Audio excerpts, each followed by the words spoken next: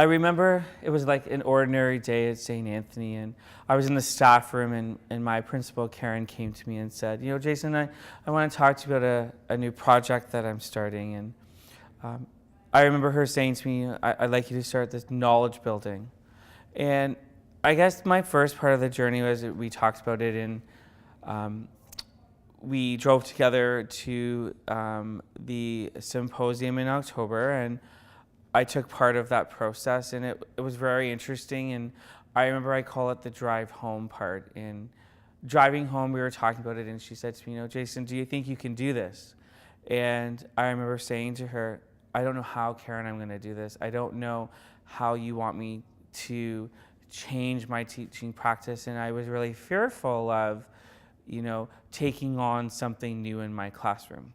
But I look back, and that was the beginning, and she planted the seed in something that has evolved over time. And I'm really excited about where this journey has taken me. I think back to, how I started in the classroom, and, I looked at, where my students are at and how can I make a change for them. And so I looked back on how do I give them a voice, and how do I make their learning the central part of knowledge building. And so I started this journey with an understanding that I have to take the curriculum and use the curriculum to plant the learning goals. And it was a big change for me because the learning's always been my learning. And I remember thinking back to how do I start a unit, and it was my learning, it was my unit plans, it was my goals, it was my directions, and that was really hard for me.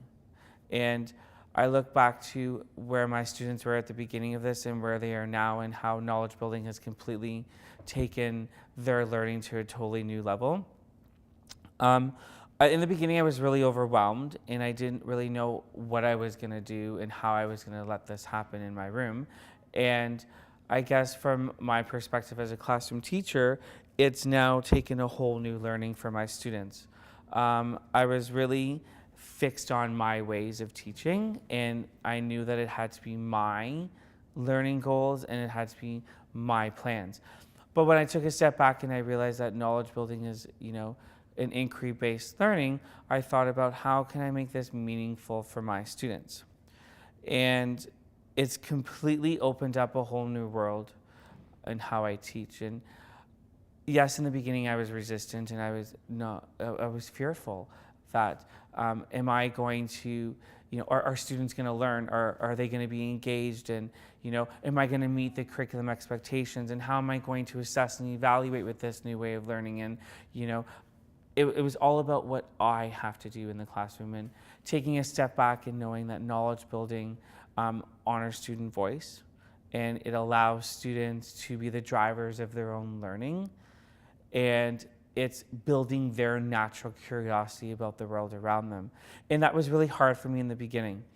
I think back to, the greatest barrier was my not wanting to let go, and me not thinking that I could change. And that, if I think back to that greatest barrier of letting go, and if anything that I can say to teachers is that it's okay to let go, and it's okay to be willing to change. And it's not easy, and I agree in the beginning it wasn't easy in figuring out the plans and how am I going to let this unfold in the classroom, and what assessment practices are going to look differently. But when I think back to the students and their learning goals, that's where it all unfolded, right? And letting them decide on how their learning is going to take place in the class. I look at conferencing with my students and having conversations with my students and providing them with opportunities to learn from each other, which has been one of the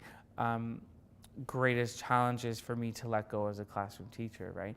We want the control. We want to be the ones who set the goals and the pathways, but my students now set the pathways, and their critical thinking skills and their natural curiosity about what they're interested in leads them to develop inquiry-based learning in the classroom.